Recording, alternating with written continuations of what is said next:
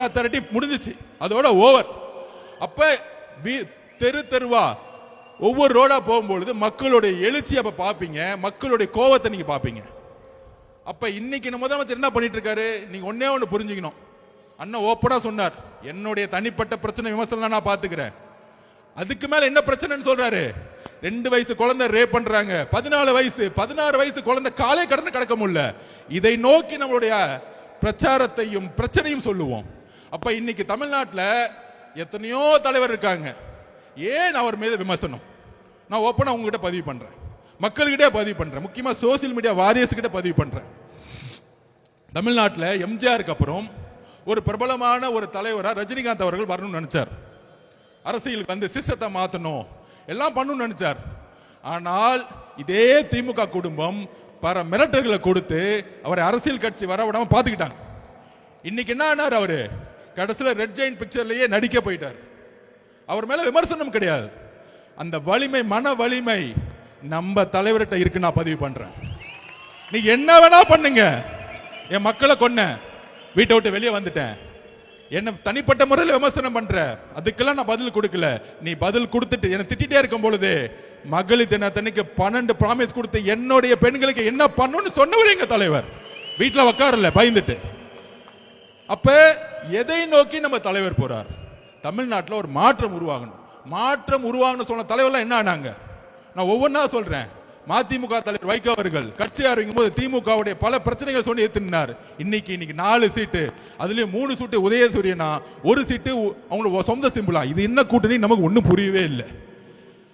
இன்னைக்கு அண்ணன் திருமா அண்ணன் திமுக கடுமையா 2014 பிரச்சாரம் பண்ணார், அவராலேயும் முடியல. கடைசியில் அங்க கூட்டணி. இது மாதிரி எல்லா தலைவர்களும் இன்க்ளூடிங் அண்ணன் கமலஹாசன் அண்ணன் கட்சி ஆரம்பிச்சு டிவி எல்லாம் உடைச்சாரு, ஆனால் அவராலேயும் முடியல. நம்ம அவரை வந்து நம்ம சிறுமைப்படுத்தல, திருப்பியும் திமுக சேர்ந்து ரெட் ஜெயின் படத்துல நடிக்க ஆரம்பிச்சார். அப்ப எல்லாரும் ஓபிஎஸ் அண்ணன் முதலமைச்சரா இருந்தவர், அம்மா கூட விசுவாசி முதலமைச்சரா இருந்தவர், 3 தட்டி முதலமைச்சரா இருந்தவர். இன்னைக்கு ஸ்டாலின் சர்வீஸ் செஞ்சுட்டார். அப்ப அவங்களுடைய பணபலத்தை பாருங்க, எல்லாரையும் விலை கொடுத்து வாங்கலாம், எல்லாரையும் மிரட்டலாம். ஆனால் தமிழகத்தில் மிரட்ட முடியாத, விலை கொடுத்து வாங்க முடியாத அன்காம்ப்ரமைஸ் தலைவர் ஒருத்தர்னா எங்களுடைய தலைவர் விஜய் அவர்கள் மட்டும்தான். உடனே கூட்டணி பத்தி 2 நாளா பேசிட்டு இருக்காங்க. அப்படி ஆயிடுமா, அப்படி ஆயிடுமா, இப்படி ஆயிடுமான்னு. 234 தொகுதியிலும் காவல்துறை எனக்கு வேண்டுகோள் கொடுக்கிறேன், நான் பேசுறதை நிப்பாட்டாதீங்க. முதலமைச்சர் ஸ்டாலின் அவர்கள் சொல்லிடுங்க, நான் ஒரு 10 நிமிஷத்துல முடிச்சிருவேன்னு.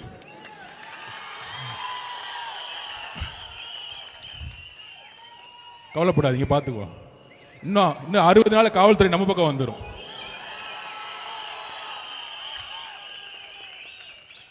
சோ காவல்துறை கிட்ட ஒத்துழைப்பு கொடுத்துருவோம், இல்லைன்னா பாவம் மாவட்ட செயலாளர் மேல எஃப்ஐஆர் போட்டுருவாங்க.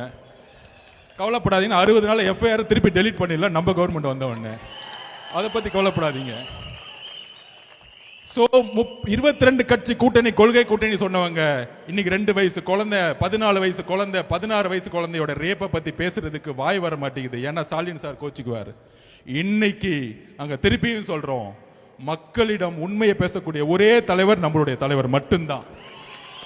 இந்த கூட்டணி சொல்லிட்டு இருக்காங்க, கொஞ்ச நாளைக்கு அங்க போயிட்டான்னு சொல்லுவாங்க, கொஞ்ச நாளைக்கு டெல்லி பக்கம் போயிட்டான்னு. நாங்க நேர்காணல் நடத்தி 234 தொகுதிக்கு கேண்டிடேட் அண்ணன் ரெடி பண்ணிட்டு இருக்காரு. தெளிவா இருக்க குறிக்கோள், நிறைய குழப்பங்கள் வேணாம். நாம உறுதியாக சொல்றோம், ஒரு மக்கள் ஆட்சியை மக்களே உருவாக்குவார்கள் 2026 கண்டிப்பாக சரி செய்யும். அதோட இன்னொரு கோரிக்கை, கேஸ் பிரச்சனை பயங்கரமா கடுமையா போயிட்டு இருக்கு. பெட்ரோல் பங்க்ல பெட்ரோல் இல்ல, டீசல் இல்ல. மாநில அரசு ஒரு எமர்ஜென்சி கமிட்டியை உடனே அப்பாயின்மெண்ட் பண்ணி மத்திய அரசோட ஒன்றிய அரசோட பேசி மக்களுக்கு உண்மையான தகவல் சொல்லணும். இன்னும் 15 நாள்ல கேஸ் கிடைக்காது, இன்னும் 10 நாள்ல பெட்ரோல் கிடைக்காது, டீசல் கிடைக்காதுன்னு சொல்லணும். சொன்னாதான் அடுத்த கட்டத்தில் குடும்பத்தில் இருக்கவங்க அடுத்த என்னன்னு செய்யணும். ஒண்ணுமே சொல்லாம சும்மா எங்கேயாச்சும் டூர் போய்கிட்டு நாங்க ரோட்ல நிக்கக்கூடிய அவல நிலையை திமுக அரசு உருவாக்காதீங்கன்னு சொல்லி தயவு செய்து இன்னும் ஒரு வாரம் தான் மாண்புமிகு முதலமைச்சர் அவர்களே, தூக்கத்திலிருந்து வெளியே வாங்க. உங்க ஆட்சியை நாங்க வெளியே அனுப்புறதுக்கு நாங்க எல்லாம் ரெடி ஆயிட்டோம். நன்றி, வணக்கம்.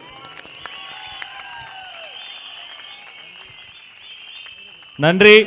தமிழக வெற்றி கழகத்தினுடைய நீங்கள் ஆவலோடு எதிர்பார்த்து காத்திருந்த அன்பு அண்ணன் பொதுச் செயலாளர் என் ஆனந்த் அவர்களினுடைய கண்டன போராட்ட உரை.